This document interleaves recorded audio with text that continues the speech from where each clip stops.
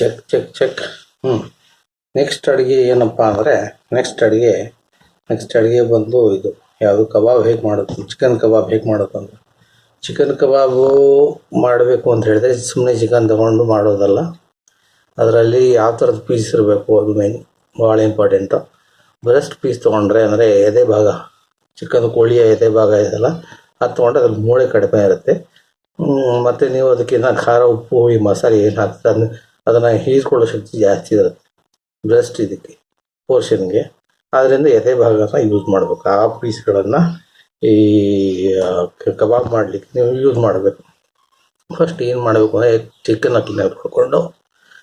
ಕ್ಲೀನಾಗಿ ತೊಳ್ಕೊಂಡಾದ್ಮೇಲೆ ಅದಕ್ಕೆ ಖಾರ ಉಪ್ಪು, ಆಮೇಲೆಯಿಂದ ಶುಂಠಿ ಪೇಸ್ಟು, ಬೆಳ್ಳುಳ್ಳಿ ಪೇಸ್ಟು, ಆಮೇಲೆ ಉಪ್ಪು, ಆಮೇಲೆ ವಿನೆಗರ್ ಹಾಕಬೇಕು.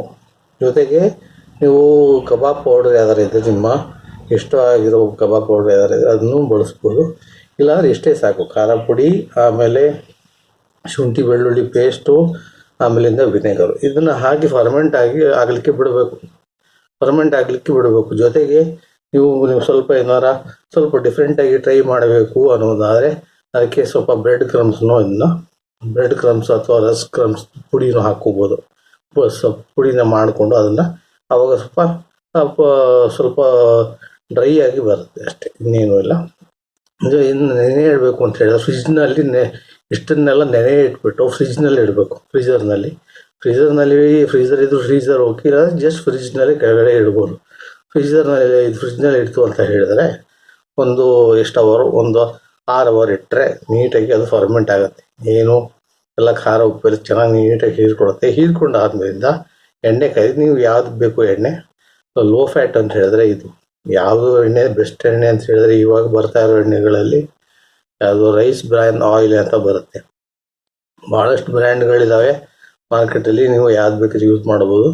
ನಾವು ಯೂಸ್ ಮಾಡೋದು ಸಫೋಲಾ ಟೇಸ್ಟಿ ಅಂತ ಹೇಳಿ.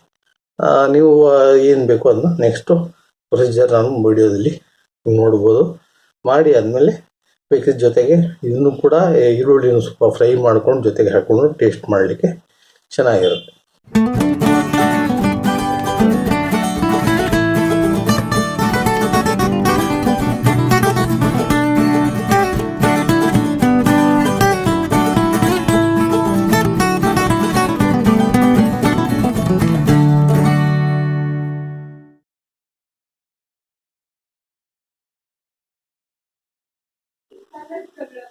ಇದು ಕಬಾಬ್ಗೆ ಇದಕ್ಕೆ ಏನೇನು ಹಾಕ್ತಾ ಇದೆ ಅಂದರೆ ಶುಂಠಿ ಬೆಳ್ಳುಳ್ಳಿ ಪೇಸ್ಟು, ಖಾರ ಪುಡಿ, ಉಪ್ಪು, ಆಮೇಲೆ ಕಬಾಬ್ ಪುಡಿ.